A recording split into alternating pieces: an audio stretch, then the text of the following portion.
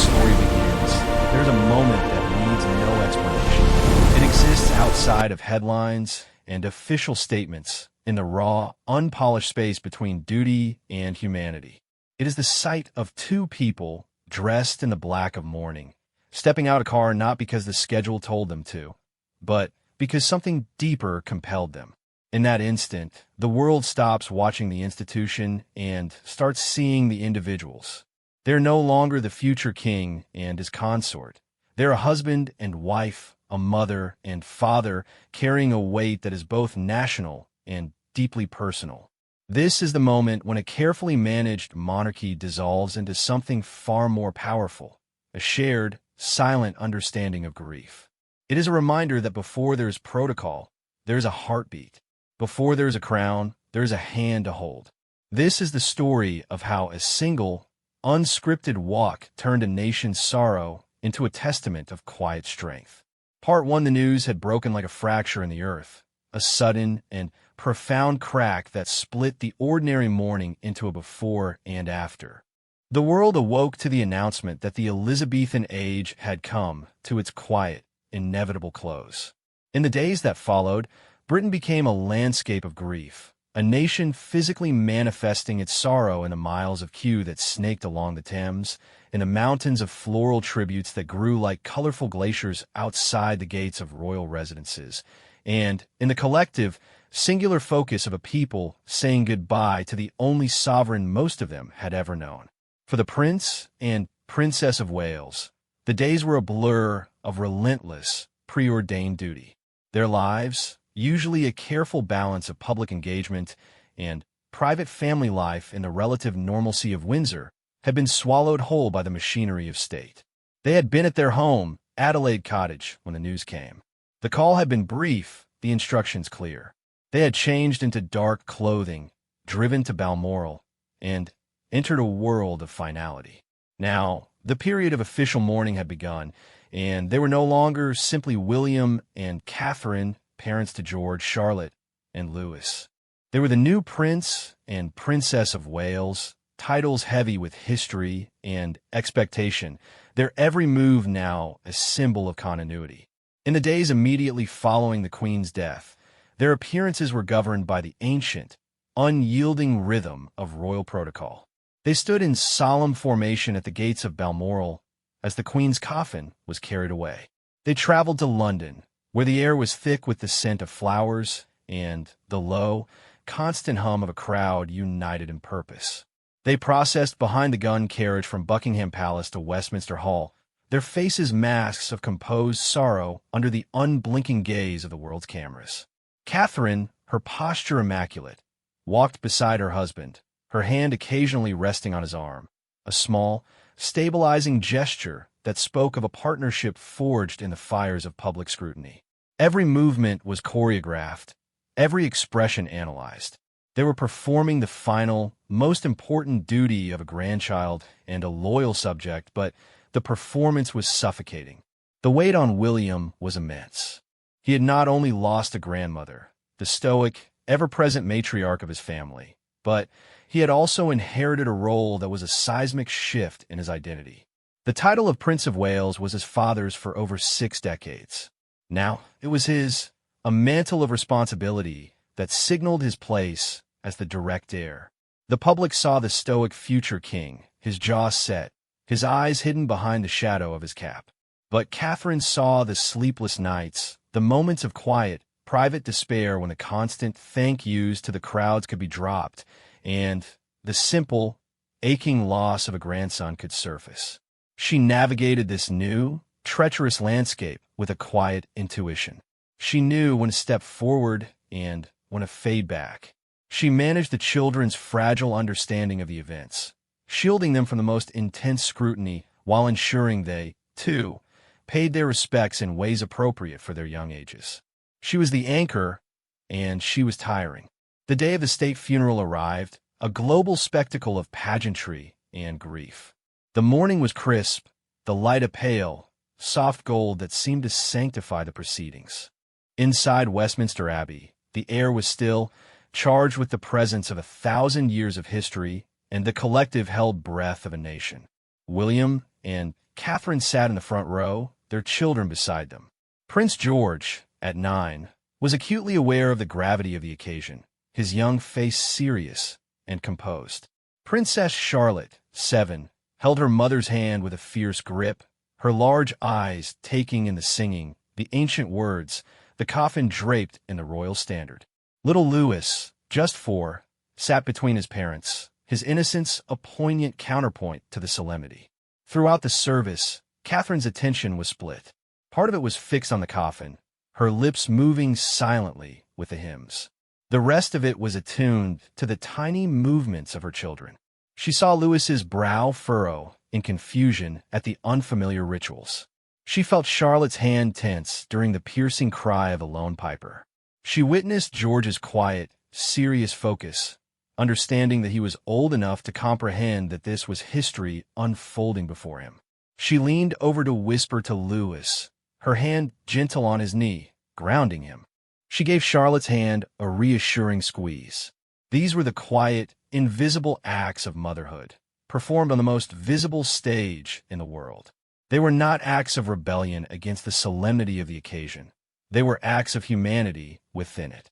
They showed a woman who was not just a princess, but a mother first, navigating her children through a national trauma while managing her own grief and that of her husband. After the service, the procession to Wellington Arch and then on to Windsor was a slow, thunderous march of boots and hooves, a river of military precision and sorrow. The family finally reached the hallowed grounds of Windsor Castle for the committal service in St. George's Chapel. It was a more intimate gathering, but the emotional weight was in some ways heavier. This was the final farewell. As the service concluded and the royal family emerged, the day's relentless schedule finally gave way. The public had been cleared from the long walk, the great 3-mile avenue of trees leading up to the castle. The immediate family was to depart. Cars were waiting. The day was over. But it wasn't. As the family stepped out of the chapel, the formal structure began to dissolve. Some members headed directly to waiting vehicles. Others lingered in small groups, the shock and exhaustion of the past 10 days beginning to show. William and Catherine found themselves standing with Prince Harry, the interactions between the brothers still strained, the air between them thick with unspoken history. The formal farewells were made. Cars began to pull away. The plan was for the Prince and Princess of Wales to leave as well, to return to their children, who had already been taken back to the car. Then, William looked up. He looked past the castle walls, past the gates, towards the long walk. He knew what lay beyond. He had been told. For 10 days, the people had come. They had camped out. They had queued for hours. They had thrown their heart and soul onto the streets of London and the approaches to Windsor. They had done so for his grandmother. And now, the formal proceedings were over. The cameras were being packed away. The world leaders were on their way to their flights. The family was leaving. But the people, the thousands upon thousands of people who had lined the long walk, hoping for one last glimpse, one final moment of connection, were still there. He turned to Catherine. A silent conversation passed between them. It was a look that held volumes. The exhaustion of the past days, the pain of the loss, the weight of the new roles, and underneath it all, a simple, undeniable truth. The people were out there. They had come to say goodbye, and they were about to be sent home, their vigil ending not with a final acknowledgement, but with the empty road where the family had been. They did not consult a private secretary. They did not make a call to a palace communications office. There was no time for risk assessments or security briefings. There was only the instinct. Catherine gave a small, almost imperceptible nod.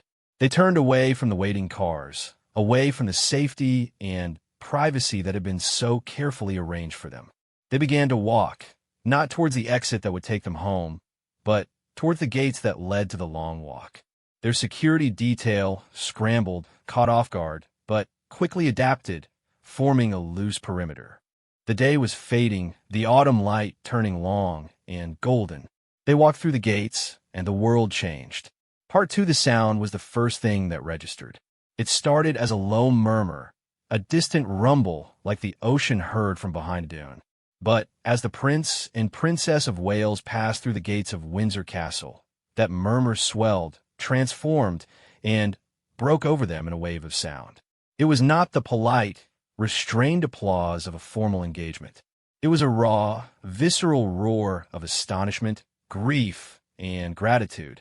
It was a sound that seemed to rise from the very earth itself, a collective exhalation from the thousands of throats that lined the long walk.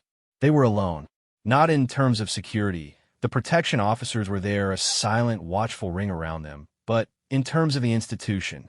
There was no royal rota of photographers granted privileged access for this moment. There was no pre-approved route, no officials to guide them. It was just a man and a woman dressed in the last vestiges of the day's ceremonial black, walking towards a crowd that had not expected to see them. Not like this. For the people who had been standing for hours, some since the early morning, the sight was almost incomprehensible. The state funeral had been a distant spectacle, watched on large screens or glimpsed from far behind barriers. They had come to Windsor for the final committal, to be present for the last chapter, to stand on the historic long walk as the Queen made her final journey from the castle to St. George's Chapel. They had lined the road, and for deep in places, holding Union Jacks, clutching photographs, wiping away tears. When the hearse had passed earlier, carrying the Queen's coffin, there had been a profound silence, punctuated by the sound of sobs and the occasional "God save the King." They had seen the royal family emerge from the chapel, distant figures on the castle's west steps. And then the moment had passed. The funeral was over. The cars were leaving. They began to think about the long journey home, the end of this historic, exhausting, deeply emotional day. Then, a ripple of movement began near the gates. Those at the front saw them first. A woman's voice cut through the ambient noise. "Oh my God, it's them. It's William and Catherine. They're coming out." The news spread backward like wildfire. People strained on their toes, held children up on shoulders, their tiredness forgotten in a surge of adrenaline. The murmur grew into a shout, and the shout into that sustained, heartfelt roar. The crowd was not static. It began to press forward, not in a dangerous surge, but in a desperate attempt to be closer, to be seen, to connect. They held out their phones, but many simply raised their hands, palms open, in a gesture of welcome. Tears streamed down faces. People sobbed openly, not out of grief for the Queen in that moment, but out of the shock of being seen in their grief. William and Catherine walked slowly. They did not rush. They did not look at their watches or scan for an exit.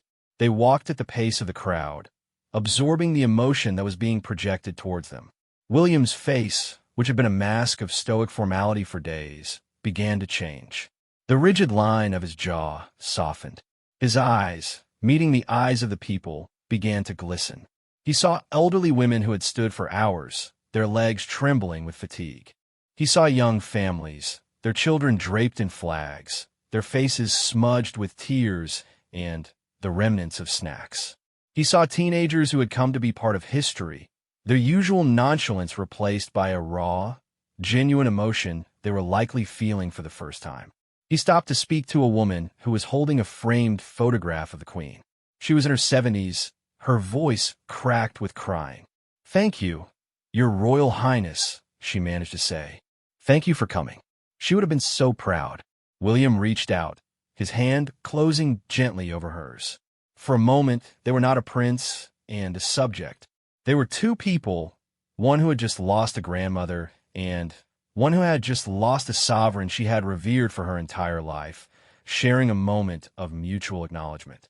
"Thank you for being here," William said, his voice thick with emotion. "It means more than you know." Beside him, Catherine was equally engaged, but her style was different. Where William offered a steady, grounding presence, she offered a warmth that was almost tangible. She had removed her formal black gloves, and her hands were bare, a small act of vulnerability. She leaned in to listen to people, her head tilted, her eyes never leaving theirs. She seemed to absorb their stories. She stopped for a young girl, no more than 8, who was holding a hand-painted sign that read, "Thank you for everything, ma'am." Catherine knelt down, bringing herself to the child's eye level. "That's a beautiful picture," she said. "Did you draw it yourself?" The girl, stunned into silence, could only nod. Catherine gave her a soft smile. "It's perfect.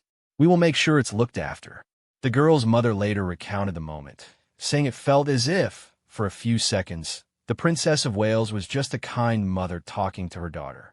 But it was the moment with the two young princes that truly crystallized the power of this unscripted walk. As they moved further down the long walk, the crowd's attention was suddenly drawn to two small figures who had appeared from within the security cordon. Prince George and Princess Charlotte, their faces still bearing the solemnity of the day, but now lit with the curiosity of children, had been brought out by their parents' staff. The decision had been made, likely in a split second by Catherine herself, to let the children join them. It was a choice that defied every convention of royal protection. It was a risk, but it was also a statement. George and Charlotte walked alongside their parents, their small hands held securely. The crowd's reaction shifted from a roar to a collective, tender sigh. Here were the future of the monarchy, not as distant heirs in a palace, but as children experiencing the same emotional landscape as their own sons and daughters. Charlotte, who had been gripping her mother's hand so tightly in the abbey, now walked with a quiet composure, her eyes wide as she took in the sea of faces. George, his father's hand on his shoulder, looked older than his 9 years, but a flicker of a smile touched his lips when a well-wisher waved a small flag in his direction. Catherine, holding Charlotte's hand, guided her daughter gently towards a group of children who were holding bouquets. She didn't force an interaction, but allowed Charlotte to observe. When one little girl, overcome with emotion, held out a single white rose, Catherine looked at Charlotte. "What do you think?" she asked softly. Charlotte, after a moment's hesitation, reached out and accepted the rose, her small fingers closing around the stem. "Thank you," she said, her voice a clear, sweet bell in the midst of the crowd's noise. It was a tiny, unscripted moment of kindness, a lesson in grace being taught not in a classroom, but in the middle of a nation's grief. The walk lasted for over 40 minutes. 40 minutes that would be replayed, dissected, and celebrated for years to come. It was not a walkabout in the traditional sense. It was not a quick wave from behind a barrier before being whisked away. It was a slow, deliberate, deeply human pilgrimage through a forest of sorrow. They did not try to cover the entire length of the crowd.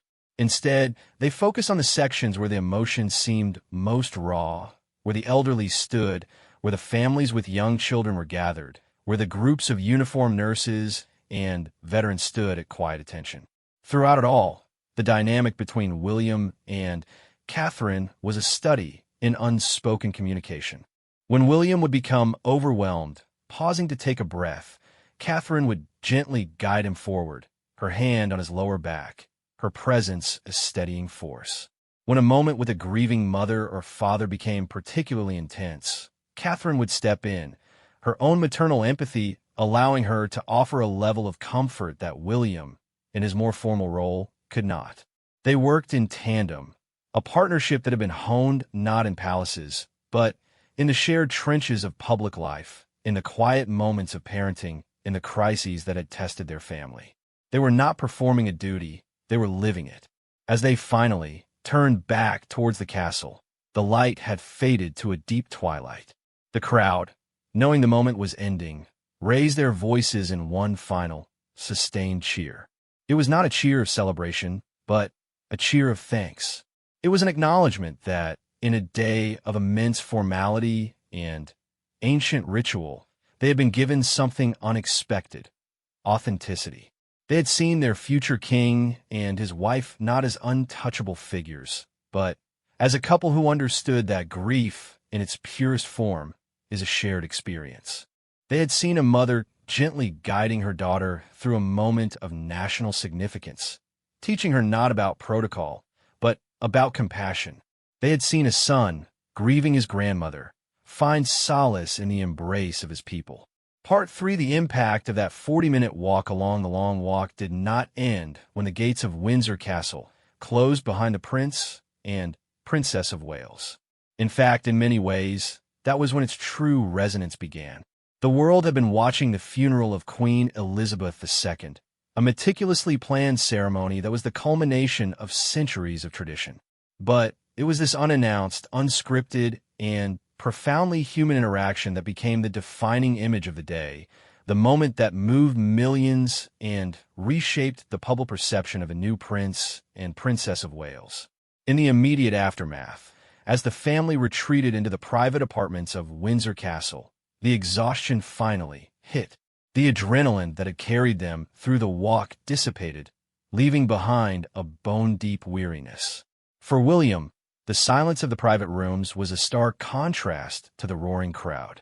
He sat down heavily, the composed future king replaced by a grandson who had just said a final goodbye. Catherine, ever attuned, brought him a glass of water. They didn't speak about what they had just done. There was no need. They both understood the instinct that had driven them. They had seen a gap between the institution and the people, and they had simply walked across it. The reaction, however, was immediate and overwhelming. Within minutes, shaky, handheld videos of the walk began appearing on social media.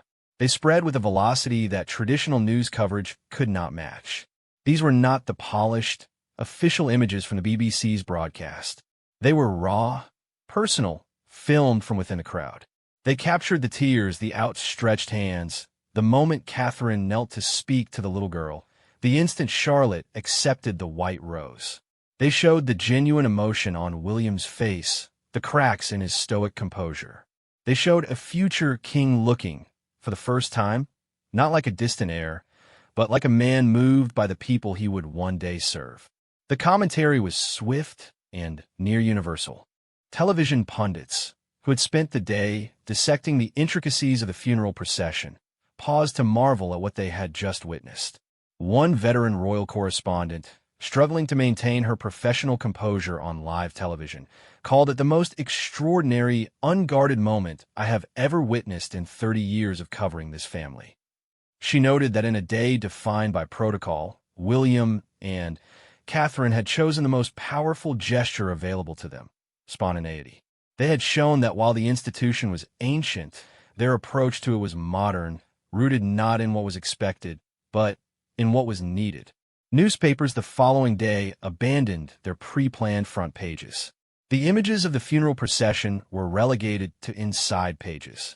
The front pages were dominated by a single photograph: the Prince and Princess of Wales, walking side by side down the long walk, the setting sun behind them, their faces etched with a shared, solemn purpose. The headlines reflected the public mood. A walk to remember read one. The heirs and the people read another. But the most resonant headline came from a tabloid known for its often critical coverage of the royals. Its front page simply showed the photograph with the words, "The future is in good hands." For Catherine, the walk solidified her status in a way that years of official engagements had not. She had always been popular, admired for her style, her poise, and her charitable work. But in the public consciousness, she had often been viewed through the lens of her fairy tale romance, the commoner who married a prince. On the long walk, that narrative fell away. She was no longer the duchess or the princess in the abstract. She was a woman, a wife, and a mother, navigating her family through a national trauma with a grace that was not performative, but deeply felt. The image of her kneeling to speak to a child, her hands bare, her face open and kind, became an icon of empathetic leadership. It was a quiet, powerful rebuke to the idea that the monarchy was out of touch.